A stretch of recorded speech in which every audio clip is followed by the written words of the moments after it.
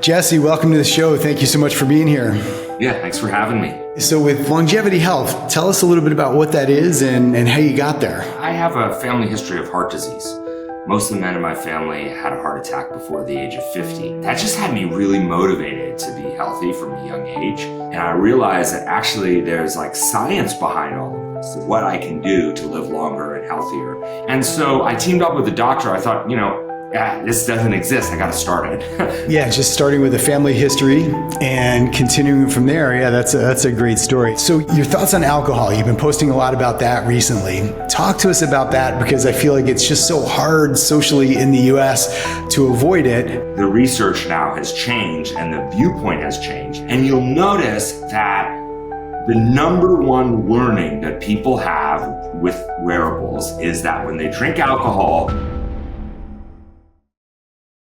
Today's guest is Jesse Levey, founder and CEO of Longevity Health. Jesse started Longevity Health based on his own frustrating experience trying to develop a structured, science-based longevity program. Prior to Longevity Health, he spent 13 years in the fintech space, including 6 years at Credit Sesame, where the company grew revenues 40 times. Jesse has an MBA from the Wharton School at the University of Pennsylvania and a BA from Tufts University. Jesse's longevity goal is to ski in his 80s and hike in his 90s. He lives in Lafayette, California with his wife, 3 kids, dog, and 5 chickens. Jesse, welcome to the show. Thank you so much for being here. Yeah, thanks for having me. Yeah. So with Longevity Health, tell us a little bit about what that is and how you got there. Yeah, I have a family history of heart disease. Most of the men in my family had a heart attack before the age of 50, actually. And that just had me really motivated to be healthy from a young age. So I ran 3 marathons, I did CrossFit for 10 years. I tried every diet out there. I did paleo, I did vegan, I did pegan, I did keto, I did these juice cleanse, I did all these sorts of things. I was always just trying to be healthy, but it wasn't until a few years ago that I found my way to the longevity space. And I realized that actually there's science behind all of this, what I can do to live longer and healthier. And I tried to design my own program. I kind of went deep into the science, into all the different influencers in the space. And it was really hard because there's a lot of conflicting information out there. Some of the stuff I needed a doctor to order lab work, etc. I went to my doctor, she was really dismissive. And then I just started looking around. I was looking for okay, maybe I need to join a longevity focused concierge medical practice. And so I started exploring, and what I found was that most of them were pretty expensive, $100,000 a year. And they all had some bias. It was oh, you just need to get your hormones in check, or oh, you just need to take these supplements, or you need to do this stem cell. It was they all had this sort of dogma about what people needed to do to live longer and healthier, whereas my read of all the research was actually it really depends on your biology and your goals and your lifestyle and all of these different components. And so I teamed up with a doctor. I thought, this doesn't exist. I got to start it. This is the 3rd company that I've started, so I've been an entrepreneur, in the fintech space. I was there for 13 years. I was the president of Credit Sesame for about half of that. And so, I started the company, teamed up with a doctor, and the first product we launched, we called the Billionaire Bundle. And it's an all-in-one program that includes a longevity executive physical and then a longevity-focused concierge, the kind of thing I was looking for. It's $8.99 a month. We do a bunch of testing and screening and diagnostics. All of that is included. You get access to a doctor and what we call a personal longevity board, which is a board of directors for your health. And we're building an AI tool that's going to make this more accessible. And so, we want to be able to deliver this globally at scale for a very low cost, $10 a month. And that's what we're working towards. That's the long-term vision. So yeah, just starting with a family history and continuing from there. Yeah, that's a great story. And I love the fact that you were an entrepreneur before that, and then you found your way to this space. Yeah, that's really great. And I had a similar experience, just looking for some kind of longevity clinic or doctor. And they, like you said, they were, they either wanted to get your testosterone really high without considering all the other effects of that. And yeah, it just didn't really feel right. So yeah, I ended up with, a functional medicine doctor that I've had now for a while, super happy. But yeah, so your approach, and it's like, I've been following you on social media and I just get to read your posts and, I like your approach to this. So can we talk about a few specific things before we get into just some general things? So your thoughts on alcohol, you've been posting a lot about that recently. Talk to us about that, because I feel like it's just so hard socially in the US to avoid it. But you've got some good tips and just some thoughts on it. So, most things in the longevity space are customized. So your exercise, your diet, medication, whether you should be on TRT or not, that's a customized thing. But there's two things actually that I find that, pretty much everyone can benefit from. One is reducing their alcohol intake. The other is optimizing their sleep. We can talk about sleep later. And they kind of go together, sort of, right? They do. That's the thing is that, reducing your alcohol intake actually helps your sleep. Now, there's been a lot of, sort of debate in the scientific world around whether a small amount, moderate amounts of alcohol is beneficial or not. And I think that the consensus has sort of shifted to now where a small amount of alcohol is not necessarily bad for your health. Depending on who you ask, some people will say actually even a small amount is bad. But, say 1 drink a day, 7 drinks a week. The general consensus that I can see is that that's probably not like really bad, but it certainly is not better than zero. Right. And I think that's a big shift over the last few years, because there used to be, there was some research that showed that actually people who had a small amount of alcohol had better health outcomes than people had no alcohol. And as there was sort of a reevaluation of that, and the consensus was, well, actually, that was just, it wasn't a randomized controlled trial. It was observational studies looking at people who drank no alcohol versus people who drank a small amount of alcohol. And the reality was that people who were drinking no alcohol were drinking it because they, some people had some underlying condition or reason why they were avoiding alcohol. And so that's why it looked like in the data that people who had drinking no alcohol actually had worse outcomes than people who drinking. So that's just sort of the research now has changed and the viewpoint has changed. And I'm wearing a Whoop, and many people I know who wear the Aura. Yeah, I've used Aura as well, and you'll notice that the number one learning that people have with wearables is that when they drink alcohol, their sleep is worse. Yeah.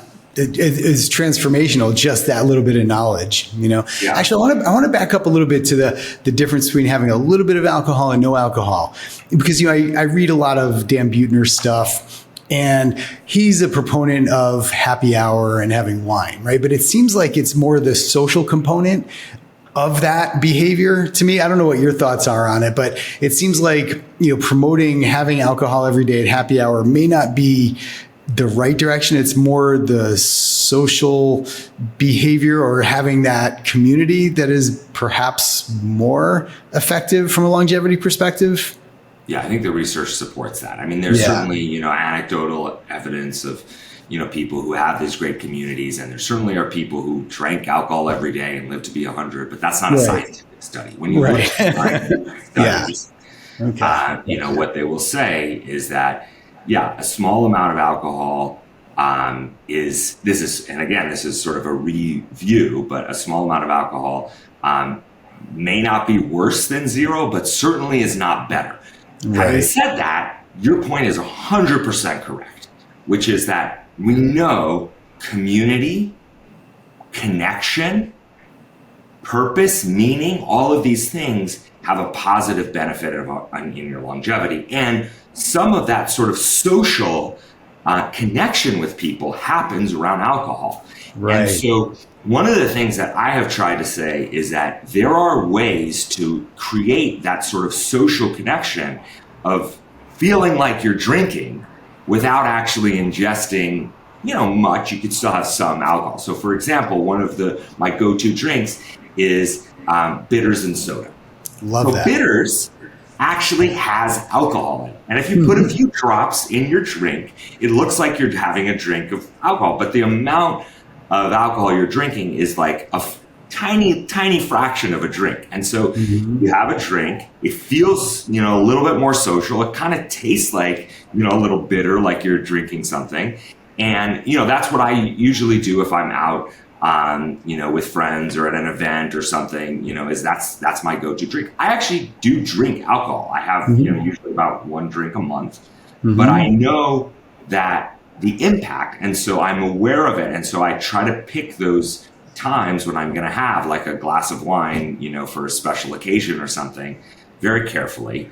And, I'm a big fan of Peter Attia. One of the things he said is he really enjoys, have the taste of alcohol, of having, I think tequila and wine. And he'll take a drink of wine, and if it doesn't taste good, he dumps it out. He spits it out, literally.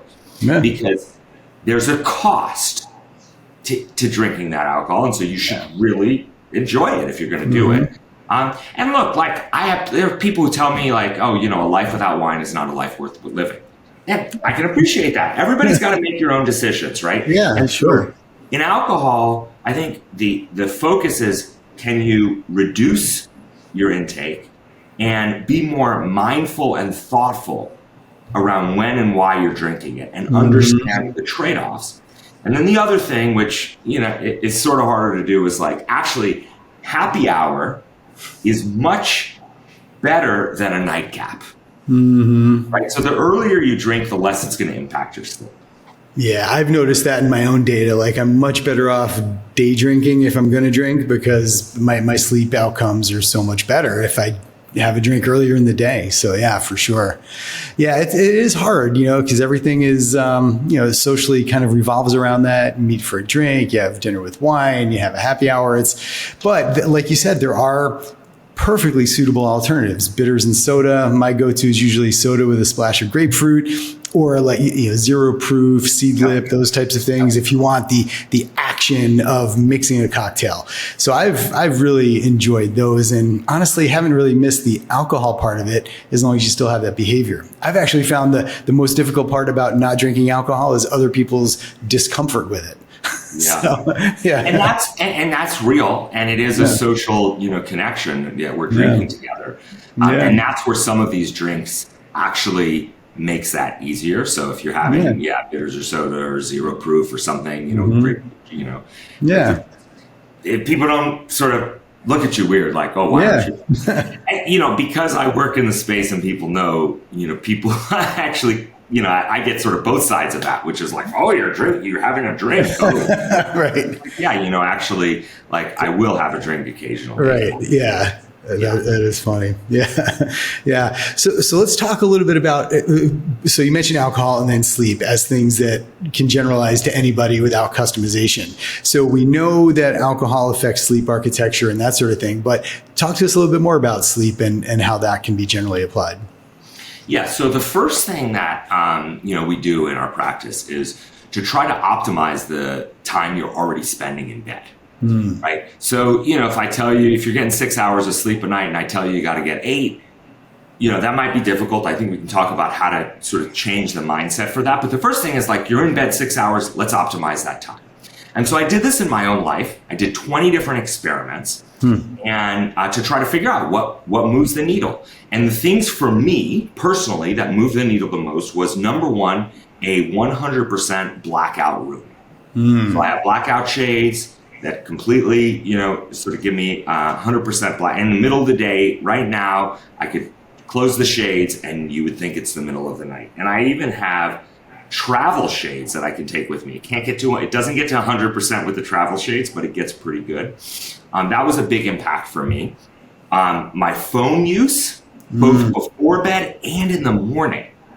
So actually my phone, I've programmed it so that it doesn't work from 10 p.m. to 6:30. Sorry, I get up at 6:30. I don't look at my phone for 30 minutes. Amazing. And, somebody had sort of mentioned this and I was like, oh, that's an interesting thing. But I was waking up with the anticipation of the dopamine that I'm going to get from the phone. Yes. And so actually not using it. And I don't wear my Apple Watch at night either. So, I did all of these experiments, but there are some things. I tried some supplements that didn't really do much. I tried mouth tape, which a lot of people talk about, which didn't really do much. So not everything moved the needle. And everyone is different. I can tell you that my wife doesn't actually like 100% blackout shades. Because, it's easier for her to wake up with sort of a more gradual thing. And we got these shades that have a timer, so they actually do come up when anyways, but it's not, there's no absolutes in health, but the absolute is you want to get the best sleep you can. And so number one is optimize, the time that you're spending in bed. Number two, and I actually learned this from Brian Johnson, is a change in mindset, which is, as a human, your number one job in life is to be a professional sleeper. I love a hard thing to think about and a hard thing to actually, sort of change your mindset to that.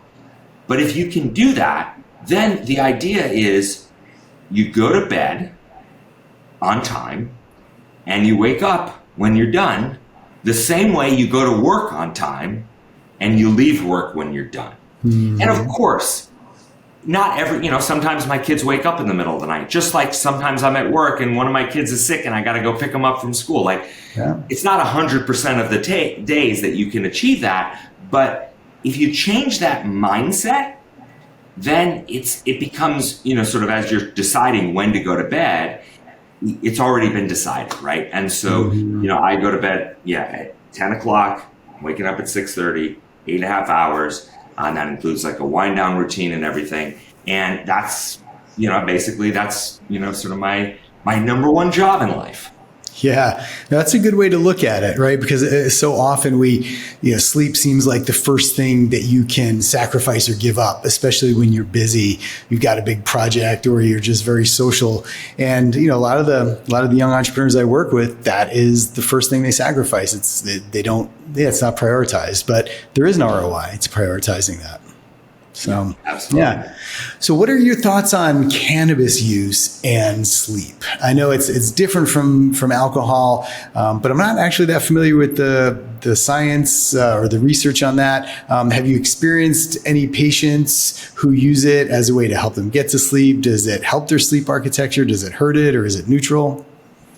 Yeah, the research on cannabis, I think, is for a lot of different things is mixed. I think this is the sort of thing where you got to try it yourself. And, if that's something you want to, just like any other, supplement or medication, I would say I wouldn't give generalized advice. I would say, you should see how it impacts your sleep architecture. And I think the really important thing here is that it's not just, did it help you go to sleep?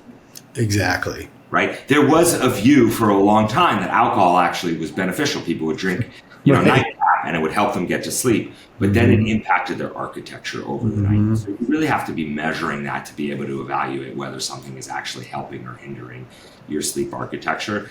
And, for some people, there may be, some levels of, cannabis that help. I don't know. It's not something that generally we recommend for our patients, but I do know some people who say it really helps them. Yeah. No, for sure. Great. So when somebody comes in for an initial visit or an assessment with functional health, what does that look like? Yeah. So we have a suite of tests that we think are sort of foundational. And it's blood work. So we do really extensive blood work. We do a DEXA scan, which is a measure of your body composition. Is a really valuable tool to see, how much muscle mass you have, how much body fat, and particularly how much visceral fat and bone density. And I can tell you, particularly bone density and visceral fat are something that you really don't know unless you do a DEXA scan. And so, that's actually something that we've gotten a lot of information from. Yeah. And visceral fat for everybody, just the different, can you explain that? Yeah, so visceral fat is the fat around your organs. Yeah. And that's actually the fat that is really metabolically unhealthy and is a risk factor for all of these other diseases, versus subcutaneous fat is the fat that your body is storing naturally to be able to use in times of famine. Right. So you can observe that in somebody, right? But you can't really observe visceral fat in somebody without a DEXA scan. Yeah.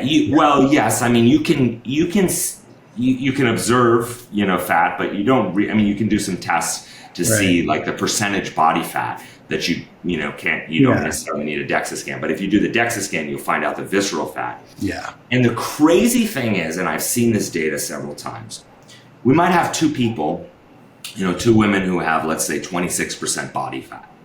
One might have 1 pound of visceral fat. One might have 3 pounds.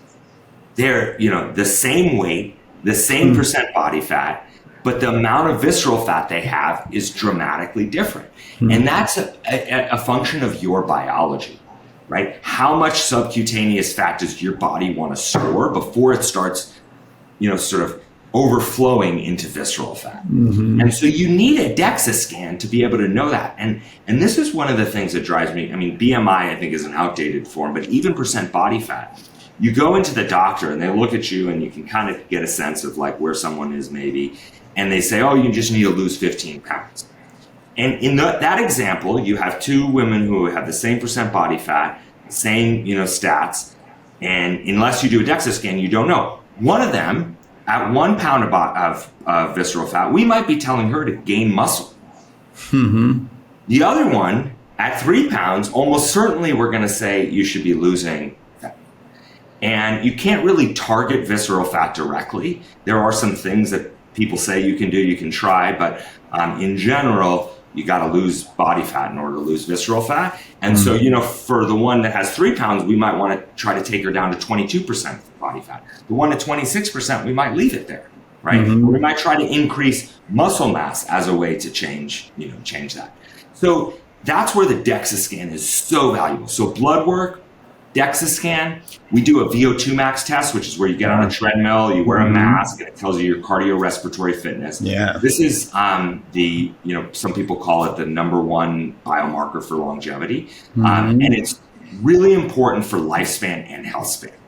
And so the data suggests that, people with sort of a top tier versus a bottom tier, it's like 3 to 5x difference in terms of, lifespan, but also all-cause mortality in any given year, but also health span. Because if you want to stay active as you age, you need that cardiorespiratory fitness. And this is one of the things that, I think is really important to understand, which is that your level of fitness will decline as you age. Almost naturally, right? Right? And there's nothing we know of today that can change that. There are hopefully going to be things coming down the pike that can slow down the aging process, that can improve this. But your muscle mass, your VO2 max, your sort of all of these functionality of your body is likely going to be declining as you age. And so the higher the point that you can get today, the more you will be able to do in your 80s and 90s. And so one of the first things that we do with patients is we help them come up with a longevity why. My why, I want to ski in my 80s, I want to hike in my 90s, I want to live to be 102 so that I can meet my great-grandchildren if I have it. That's an estimate of when I will have great-grandchildren. Of course, I don't know. But I want to also be able to be active. And so in order to do that, I need a very high VO2 max today. Because I can't hike in my 90s, assuming that it's going to decline, over the next 50 years to be able to achieve that. And so that's, a really important component, VO2 max. And then we do a continuous glucose monitor, which you wear on your arm and tells you your glucose. You wear it for about 2 weeks. And that's because 93% of Americans are metabolically unhealthy. And so we want to check your metabolic health. It's really a check. And not 93% of our patients aren't metabolically unhealthy, but it is important to check for that because type 2 diabetes becomes a risk factor for all of these other debilitating diseases. And so we really want to help people. So we do those 4. There's more tests that we do for some people, but those are the 4 basic ones. And then from that, what we're trying to help people figure out is like, what are the top things for you to focus on? Right. And so like those 2 women I mentioned, we might have one focusing on building muscle. We might have somebody else focused on losing visceral fat. We might have, somebody like me, because I have a family history of heart disease. I come in, the thing we might be focused on is let's develop a strategy to reduce your risk for heart disease. Right. And so it's really around customizing the specifics for the individual. And generally speaking, there's 2 things we're trying to achieve. Number 1, don't get a chronic disease. And avoiding getting a chronic disease helps you both with lifespan and health span, right? I think there is this sort of misnomer in the space that like, oh, longevity is trying to extend your life. I don't want to extend my life if my health span is fine. Yeah. But actually, the things that you do to extend your lifespan, like don't get a chronic disease, will also extend your health span. And so if you don't focus on things like that, then your health span is going to decline and it's not going to be very pleasurable for you. So number one, don't get a chronic disease, heart disease, diabetes, dementia, cancer. And so, I have a strategy for all four of those, what Peter Attia calls the four horsemen. Yeah. And, but you may focus more on one than another. And then the second, which we kind of talked about, is maintain and improve your mental, physical, and emotional well-being. And so those are the two things you're trying to achieve. And then how much you focus on one versus another is going to depend on, the data we get from your test. Yeah, there was a lot right there that you laid down. So I recognize a lot of the centenarian decathlon stuff from Peter Attia, right? I totally appreciate the fact that if you want to do the things you're doing now into your 80s and 90s, you've got to perform better now to keep doing them at the same level. So I think that's something that gets missed with people is even if you're 50 and 60, you still have to train for these things that you want to do when you're older. And I came to longevity and that kind of medical focus through metabolic health because my blood work when I was a fairly young guy, my fasting glucose was stubbornly high, A1C was high. I've got a history of type 2 diabetes in my family, and I know where that leads, and it's ugly. And like you said, you want to avoid chronic disease, especially as an entrepreneur, because why manage chronic disease when you're older when you should be enjoying the fruits of all your labor? So that's kind of the idea there. Yeah. What are some common myths or things that you hear from people or people take as dogma or gospel that they really should just forget about? Well, I think the number one thing I think that is maybe a misnomer in the space, I think personally, is that diet is sort of 80-90% the most important thing you can focus on. And it's not to say diet isn't important, because it is. But sometimes this becomes a limiting belief. So I've talked to people who are like, oh, I don't want to change my diet. Same, as I don't want to stop drinking. It's like, well, I'm not happy with what I'm eating. And I tell them, look, there's 20 other things we can do to improve the trajectory of your long-term health without changing your diet. Now, doesn't mean that changing your diet wouldn't also help. Right. It just means that it's not the only thing. And so, I've talked to people who are like, oh, longevity, like, is that just all about diet? And I say no. And, look, 93% of Americans are metabolically unhealthy. It is hard to change your metabolic health without changing your diet. Of course. I'm not going to say it's not important. Right. I just think that people are overemphasizing diet, and that there actually are many other things that we can do that can help to optimize your health. And, and often I find there are small changes we can make that can impact your overall health. And I'm a big believer in balance. And so me personally, what I do in my own diet, I actually, I told you I did all these crazy diets. I even had one diet where I only ate apples for 5 days. Like, I've done all these crazy diets when I was younger. Now I'm actually the most flexible in what I eat than I ever have been. And what I do is I have, caloric budget, 2,500 calories a day.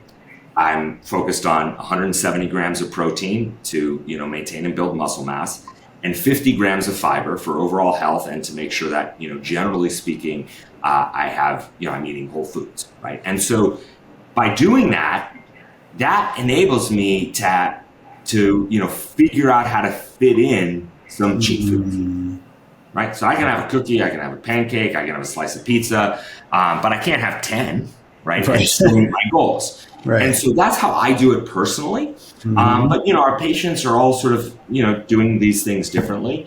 But I think that's one. The other, we can talk about our supplements. And, there is a view from some people that like the secret to longevity are supplements. And I think, that's totally backwards. if there is a secret to longevity, it's not a secret. It's mostly lifestyle. Right. The things that have the most proof are, caloric balance, exercise, sleep, aggressive screening. There's no secrets out there. And if there was some great supplement that helped you live, longer, everybody would be taking it. You can't keep that sort of stuff secret. That's not to say that supplements don't have their place. When we do blood work, we look for deficiencies and then we make recommendations based on goals and where you are. And, me personally, I take creatine, I take omega-3, and I take vitamin D. Those are the only 3 supplements that I take. Mm-hmm. And so I think that's a sort of a misnomer. And, some of it's people trying to sell you supplements, but some of it's like people honestly trying to find things that can be helpful. And, I'm optimistic that there will be more, longevity interventions in the future that will show, really good, changes. Mm-hmm. But I think that the 2 misnomers are, 1, you got to take, 100 supplements a day to live longer, which I don't think is true. And 2, that, the main way to optimize your long-term health is by changing your diet, which, certainly can be a component, but doesn't have to be the only thing that you're focused on. Yeah. I love that approach because it's behavioral based and you have control over it. And there's no dogma. There's nothing that you absolutely have to do. I mean, unless of course you're on the edge of a condition that you have to do, right? How do you take your creatine? Because I take creatine powder and I try to mix it in coffee and other things. I don't like the taste of it. How do you take it? Pills. Oh, you take it in pills. Okay. So I started taking the creatine in pill form because it's easier to travel with. It's easier to take it. It's a lot of pills. I have this little pill case. And, like I told you, I'm not taking that much. I'm only taking 3 supplements, but actually it's a lot of pills because it's 7. I'm taking 7 creatine pills. And then I have omega-3. I'm also taking that in pill form. And I'm taking a lot of that. Mm-hmm. So it's I'm taking 5 grams of creatine and 3 grams of omega-3. And so, it is in pill form. Yeah. The powder, I just can't seem to find a good way. I mean, if I have a bone broth or something, it seems to work really well with that, but I can't do it in coffee or water or anything like that. It just protein shake. That was when I did use the powder, I would put it in a protein shake or smoothie. Mm-hmm. If I had that, and I actually still do that because the powder is much cheaper than the pill. So if I have a protein shake that day or I have a smoothie, you can do it. Yeah. Put it in there. But I agree with you. I won't put it in anything else. Yeah. Now, and I've read a little bit about creatine, actually quite a bit because I take it. Is that something that in general people could feel good about taking, or is it still the type of thing where before you take it, you still want to test, and not guess and that kind of thing? So creatine, I would say, just by my reading of the literature, is that there's not much downside that most people could probably benefit from taking creatine. However, the reason to take creatine is, for muscle health and brain health. And it is something that is naturally occurring in the foods that you're eating and mostly in meat. And so if you're on a carnivore diet, you might not need to take creatine. Right. And, creatine is probably the one that is most recommended, but there is no supplement that we recommend for every single one of our patients. It's not they're you got to take this because everybody needs to take it to live longer. But creatine is something that I do believe that most people can benefit from. Same with vitamin D and same with the 3 that I take. Actually, most Americans are deficient in vitamin D. Yeah. Right. And you can get it from diet. You can get it from more sun. We can measure it in your blood and make a recommendation based on that. But most people are deficient, and most people can benefit from having higher omega-3s because we don't need it. But again, not everyone. And so I do think that you're better off doing the testing and the blood tests. Even if you don't do it with us, you do it with your primary care. They could, it's relatively cheap to measure that before you take it. Because the other thing is that you want to know what's working. Yes. Right? And we all have different methylation patterns that allow us to methylate different nutrients. And so you might be taking something that might not be having any impact. or you might have gotten a crappy supplement from a company that, isn't actually giving you what they say they're going to give you. So you want to like test and see where, your levels are, and then see if it has improved and, and gotten to an optimal level. And if you don't do the testing, then you can't do that. I'm a big believer, like, don't put anything into your body, without knowing that, what's going to be the impact. And so, that's the other benefit of testing. Yeah. What is your thought on these pace of aging clocks, right? Because I've read a lot of them. There's the Horvath clock. There's various tests you can do to get your biological age versus your chronological age. But my read of it is that there doesn't seem to be consistent buy-in from the community on it. I was just kind of wondering what your thoughts are. Well, first of all, I would say that these biological clocks show a lot of promise. If we could actually have, and it's not, I think that I worked at Credit Sesame, so I'm, and we give out credit scores for free, and it did help me change behavior and people understanding, their credit data, et cetera. And so I'm a big believer that, like, if you can put something into a number that can help people be motivated and focused on it, that can have a really big impact. I just don't think that the science is there yet. Once we can have these biomarkers of aging that are clinically validated and show impact on actual outcomes, meaning health span and lifespan, then, and are modifiable, right? And so, let me just give you an overly simplified example. So there are biological clocks that will take a picture of your face and tell you what your biological age is. And actually, they're relatively accurate. It might not be accurate for you, might not be accurate for me, but you take it at a population level, it's relatively accurate. Yeah. The problem is that, let's just say you wanted to improve it. So now your goal is like, I want to improve my biological age because this thing is accurate. I need to improve it. Well, there's 100 things you could do cosmetically that will make you look younger, that won't make you actually healthier.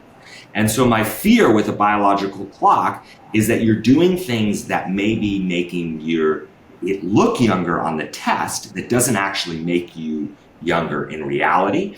And that's the challenge. And I think the other thing is that, we have all of these measures that we know actually do impact lifespan and health span, visceral fat, metabolic health, VO2 max, et cetera. And so I would much rather focus on those for now.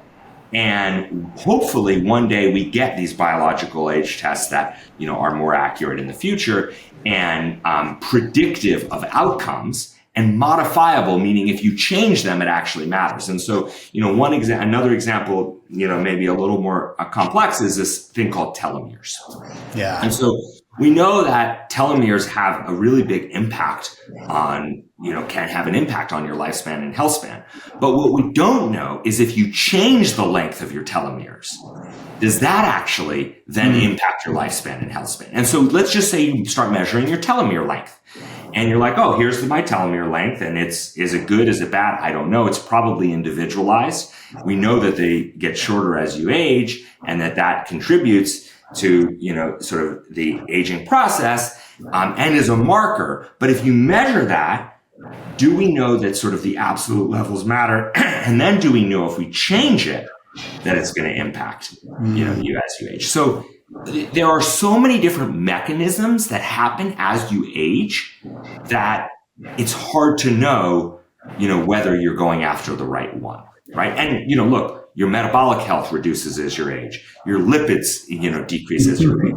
Your blood pressure gets worse as you age. So there are already all of these mechanisms that we know have causal negative outcomes. So I'd rather focus on those.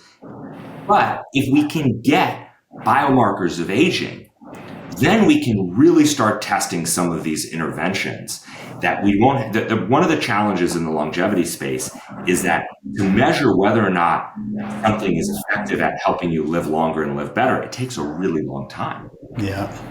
So if we have these intermediate biomarkers of aging that we can use to test different interventions, that's going to unlock a lot of opportunity. And so I know there's a lot of people focused on it. I'm optimistic that we'll get there. I just don't think we're there yet. That was a great example with the face, right? Because you can focus on the one thing that's being measured, but it's not really doing what you ultimately want it to do. So that was a great example. Yeah. Well, Jesse, to close, are there any like simple tips or are there a couple things you really want people to take away from this conversation? Yeah. So the first thing that I would say, and we haven't really touched on this, but I think it's really important. So when I first got into this space, I started talking to people who were into longevity. And what I found is almost everyone, this was what I was doing too, everybody, myself included, was just picking things randomly, going on social media, listening to Huberman, whatever comes that week. It's like, oh, let me go try that. Instead of actually thinking strategically. And one of the challenges is that the things that are most accessible in the space may not be the things that have the most evidence. So the things that have the most evidence, are still sleep, caloric balance, exercise. Yeah. But the things that are maybe easiest, most accessible might be like, grabbing, a CGM or going to get a full body MRI or taking this supplement or doing an ice bath. And all of those things have benefits. So I'm not saying don't do them. Right. What I'm saying is that you need a plan and a strategy. And so the way that we think about it, I talked about why. So starting with a longevity why. And then getting to a longevity how. How do you now achieve this objective? And I gave you an example, which is true for most people, which is the how is often don't get a chronic disease and maintain and improve your mental, physical, and emotional well-being. And if you can do those two things, you're going to live a long and healthy life, and you're probably going to achieve your longevity why. And then the what do you need to do now to achieve those two things is where now you get into the exactly, sort of what you should do. And so developing a strategy to avoid the chronic diseases and developing a strategy to maintain and improve your mental, physical, and emotional well-being now gets you into a much more cohesive program. And it's really hard to do that well. And we're building AI to help, automate it and make it easier for people. But it is hard, and that's what, our clinic does today. But I just ask people to think about it that way versus sort of going to like, what should I be doing? It's like, no, actually it's what am I trying to achieve? And then how do I get there? And then what do I need to do to actually achieve those goals? And then the second thing I would say, if there's one thing that I recommend every single person should go do, is get a DEXA scan. And the reason for that is because most people, the two things I think are most foundational are blood work and DEXA scan. Most people have had some level of blood work. Now, in our program, we do much more extensive blood work. I think that would be better if you have a little bit more budget, but you've probably had some blood work done, at an annual physical. And so if you combine blood work with DEXA scan, now you have the foundation, you have enough information to be able to figure out, sort of how do you achieve those objectives and then what do you do? Without the DEXA scan, I think is very difficult. And so, I ask, that's sort of and they're not expensive. It's like $50 to $100. I think the important thing is you want to get a body composition DEXA scan, not just a bone density DEXA scan. You want to know about your bone density, but you also want to know about your visceral fat and your muscle mass. And so that's, my recommendation. Those are two great things for sure. So Jesse, if people are interested in learning more about you and what you do, where can they find you? longevityhealth.me, that's our website. And there it has a description of all of our programs. You can sign up for the program. You can do, we do actually free consults. So you can go there and schedule a free consult, longevityhealth.me. Great. And your LinkedIn profile has some great content. You do a good job posting interesting things that I want to read. So thank you for that. Yeah, you can follow me on LinkedIn. It's Jesse Levey, Levey. I have a longevity guide on our website you can sign up for. It's a free guide. Obviously, my content on LinkedIn is free. I do some workshops about once a month as well. So if you sign up for the guide, then you'll get sort of notifications about the workshops. Jesse, thank you so much. I think this was a great conversation, and hopefully it really helps people put some things into action. Thank you. Yeah, thank you.